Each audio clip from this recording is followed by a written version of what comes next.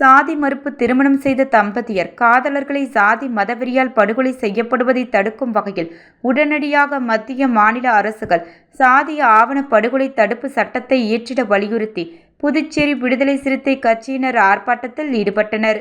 தூத்துக்குடி மாவட்டம் ஆறுமுகமங்கலம் பகுதியை சேர்ந்தவர் கவின்.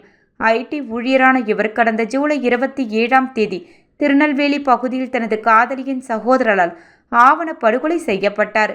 இந்த விவகாரம் தமிழகம் முழுவதும் அதிர்வலைகளை ஏற்படுத்தியது.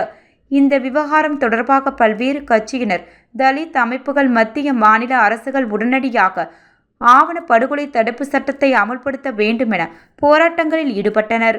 இந்த நிலையில் சாதி மறுப்பு திருமணம் செய்த தம்பதியர் காதலர்களை சாதி மதவெறியால் படுகொலை செய்யப்படுவதை தடுக்கும் வகையில் மத்திய மாநில அரசுகள் சாதி ஆவண படுகொலை தடுப்பு சட்டத்தை உடனே இயற்றிட வலியுறுத்தி புதுச்சேரி சுதேசி பஞ்சாலை அருகே விடுதலை சிறுத்தைகள் கட்சியின் துணை பொதுச் செயலாளரும் தமிழக சட்டமன்ற உறுப்பினருமான பாலாஜி தலைமையில் 70க்கும் மேற்பட்ட கட்சியினர் கண்டன கோஷங்களை எழுப்பி ஆர்ப்பாட்டத்தில் ஈடுபட்டனர்.